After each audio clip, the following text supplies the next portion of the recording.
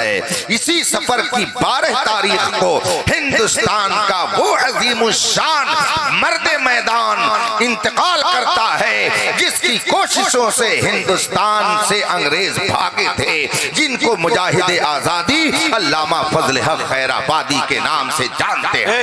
ये मुजाहिद आजादी अल्लामा फजल हक खैराबादी खैराबाद सीतापुर जिले के रहने वाले थे और इनके दो अजीम कारनामे ऐसे हैं कि सुबह कयामत तक हिंदुस्तानी लोग उसे भुला नहीं सकते हैं। ये सबसे पहले वो शख्स हैं, अभी तो आला हजरत पैदा भी नहीं हुए थे, अभी इनका वजूद भी जाहिरी तौर पर हिंदुस्तान में नहीं हुआ था। ये उस वक्त की बात है। मुजाहिद आजादी अल्लामा फजल हक खैराबादी का दौर था। अपने दौर में, अपने वक्त में पूरे हिंदुस्तान में उनका कोई जवाब नहीं था। मंतिक और फलसफा में पूरी दुनिया के अंदर यकताए रोजगार थे। पूरी दुनिया में उनसे बड़ा उस वक्त कोई मंतकी और फलसफी नहीं था। मुजाहिद आजादी अल्लामा फजल हक खैराबादी को जब ये खबर मिली कि मौलवी इस्माइल देहलवी ने तक़वियतुल किताब, तक़वियतुल ईमान किताब लिख करके एक नए अकीदे का प्रचार शुरू किया है, तो हुजूर मुजाहिद आजादी अल्लामा फजल हक खैराबादी ने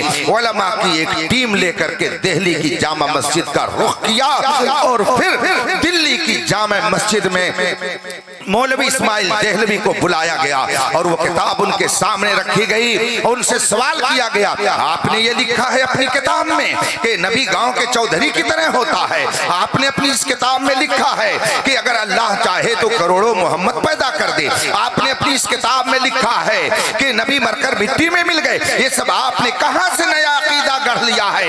या तो इनसे तौबा कीजिए और इस किताब को जला दीजिए और रुजू कीजिए, और या तो मुनाजरे के लिए तैयार हो जाइए। मुजाहिद आजादी अल्लामा फजल हक खैराबादी तनहा नहीं थे, उलमाए दिल्ली सब के सब उनके साथ थे। पूरे दिल्ली नहीं बल्कि पूरे हिंदुस्तान में एक आलिम जिसका नाम मौलवी अब्दुल हई लखनवी नहीं बल्कि देहलवी है, वो और मौलवी इस्माइल देहलवी, ये दोनों एक तरफ और पूरे हिंदुस्तान के उलमा एक तरफ थे। मुजाहिद आजादी अल्लामा फजल हक खैराबादी ने उससे मुनाजरे के लिए कहा, उससे रुजू करने के लिए कहा, लेकिन ना वो मुनाजरे के लिए तैयार हुआ, ना तौबा करने के लिए तैयार हुआ। उठा करके तारीख देख लीजिए दिल्ली की। मुजाहिद आजादी अल्लामा फजल हक खैराबादी ने दिल्ली की जामे मस्जिद से वहाबियों के सबसे बड़े इमाम इस्माइल देहलवी को निकाल करके बाहर किया। सारे उलमाए दिल्ली ने उसका बाइकाट किया और फिर अल्लामा फजल हक खैराबादी ने उसके रद में 2 किताबें लिखी। एक किताब का नाम तहकीकुल फतवा फी इब्तालित तक़वा है और दूसरी किताब जिसका नाम इम्तिनाउन नज़ीर है। मौलवी इस्माइल देहलवी ने अपनी किताब तक़वियतुल ईमान में लिखा था कि नबी किसी की शफाअत नहीं करेंगे, नबी किसी की सिफारिश नहीं करेंगे मैदान महशर में। उसके रद में अल्लामा फजल हक खैराबादी ने तहकीकुल फतवा फी इब्तालित तक़वा जैसी अजीमुशान किताब लिखी और साबित किया कि बिला शुबहा मुस्तफा जान रहमत कल मैदान महशर में अपने गुलामों की शफाअत करेंगे। ये अकीदा कि किसी की शफाअत नहीं करेंगे, ये अहले हक का अकीदा नहीं है, ये बातिल का अकीदा है। उसने अपने अकीदे का इजहार यूं किया था कि अगर खुदा चाहे तो हजारों मोहम्मद, करोड़ों मोहम्मद पैदा कर दे। उसके रद में मुजाहिद आजादी अल्लामा फजल हक खैराबादी ने इम्तिनाउन नज़ीर किताब लिखी और इस किताब में आपने साबित किया कि अब क़यामत तक मुस्तफा जान रहमत जैसा कोई पैदा नहीं हो सकता है। रसूल पाक को अल्लाह ने जो मकाम और मर्तबा दे करके भेजा है, अब क़यामत तक कोई दूसरा मोहम्मद जैसा पैदा नहीं हो सकता है। अल्लामा फजल हक खैराबादी का ये वो अजीम कारनामा है जो हिंदुस्तान की तारीख में सोने के हरफों से लिखा जाएगा। और आपने मजहबी एतबार से वहाबियत का जब रद्द करके उसके परखचे उड़ा दिए, कोई उनके सामने आने की जुर्रत नहीं कर सका। उसी दौरान हिंदुस्तान में एक आवाज उठी कि अंग्रेजों तुम यहाँ से भगो, तुम्हारा यहाँ कोई हक नहीं है, तुम यहाँ रहने के काबिल नहीं हो। हिंदुस्तान हिंदुस्तानियों का है, अंग्रेजों का जुल्म हम बर्दाश्त नहीं करेंगे। उसी दिल्ली की जामे मस्जिद में अल्लामा फजल हक खैराबादी ने बड़े बड़े उलमा को बुलाया और बुलाने के बाद फरमाया कि अंग्रेजों के खिलाफ जिहाद करना फर्ज है। मैं ये फतवा देने जा रहा हूँ कि हिंदुस्तान के मुसलमान उठें और हिंदुस्तान से अंग्रेजों को भगाएं, इनसे जिहाद करना फर्ज है। मैं ये फतवा लिखने जा रहा हूँ। सबने आपकी स्वाद की और आपके इस हुक्म को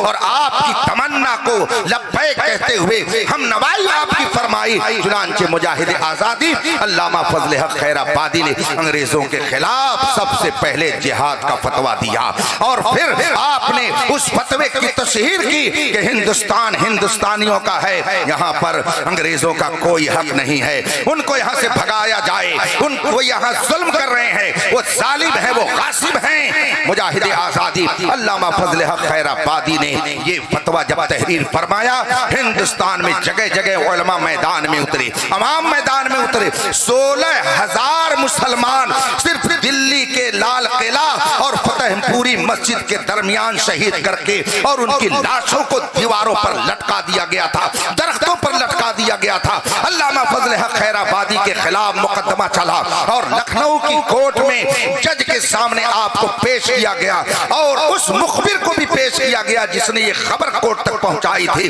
वो भी अपने आप को मुसलमान कहलाता था। अल्लामा फजल हक खैराबादी जब कोर्ट में पहुंचे, अंग्रेज जज ने कहा कि आप ही मौलाना फजल हक खैराबादी हैं जिन्होंने अंग्रेजों के खिलाफ जिहाद का फतवा दिया है?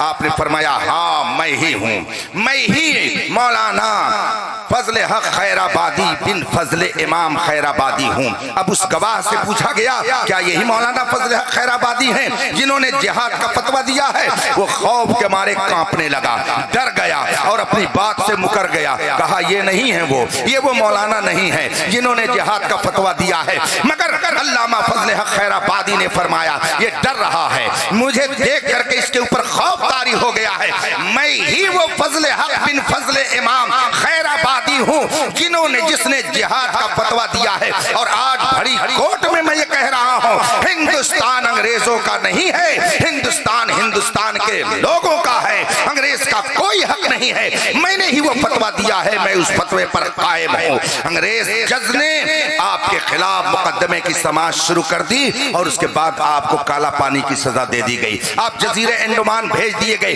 ये सन 1856 सन 1857 की बात है जब सबसे पहले अंग्रेजों के खिलाफ जिहाद का फतवा दिया गया। आप जब यहाँ से जजीरे अंडमान भेज दिए गए, बहुत सारे उलमा को भी आपके साथ जजीरे अंडमान की सजा दे दी गई और जो उलमा बचे उनको शहीद करने का प्लान बना दिया गया। चुनांचे सबसे पहले जिस आलिम रब्बानी को अंग्रेजों ने जिहाद की सजा के तौर पर शहीद किया वो हजरत अल्लामा सैयद किफायत अली काफी मुरादाबादी हैं, जिनको मुरादाबाद में अंग्रेजों ने फांसी के फंदे पर लटका करके उनको मौत के घाट उतारने का नापाक काम किया, जिन्होंने जामे शहादत नौश की। तारीख ये है कि जब वो पहुंचे फांसी के फंदे पर, अंग्रेज ने पूछा आपकी कोई तमन्ना, कोई ख्वाहिश, अगर कुछ आप चाह रहे हो तो बोलिए, आपकी ख्वाहिश पूरी कर दी जाए। अल्लामा सैयद किफायत अली काफी मुरादाबादी ने फरमाया हाँ मेरी एक तमन्ना है, मेरी एक ख्वाहिश है।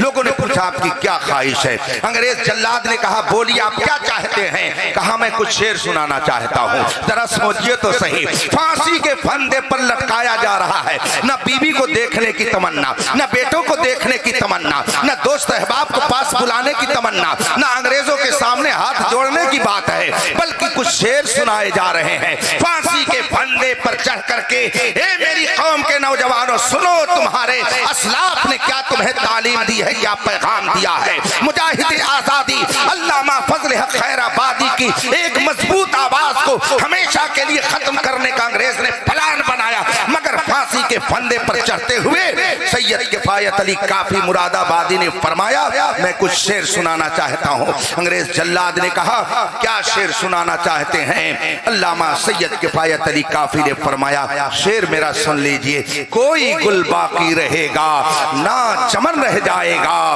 पर रसूलुल्लाह का दीने हसन रह जाएगा। हम सफीरो बाग में है कोई दम का चहचहा, बुलबुलें उड़ जाएंगी सूना चमन रह जाएगा। अतलसो कम ख्वाब की पोशाक पर नाजा न हो, इस तने बेजान पर खाकी कफन रह जाएगा। ये पैगाम अल्लामा सैयद किफायत अली काफी मुरादाबादी ने फांसी के फंदे पर चढ़ करके दिया और लोगों को बताया न कोई गुल रहेगा, न कोई चमन रहेगा, न कोई तैयार रहेगा, न कोई मर्द रहेगा, न कोई औरत रहेगी, मगर मुस्तफा का दीन सुबह कयामत तक बाकी रहेगा।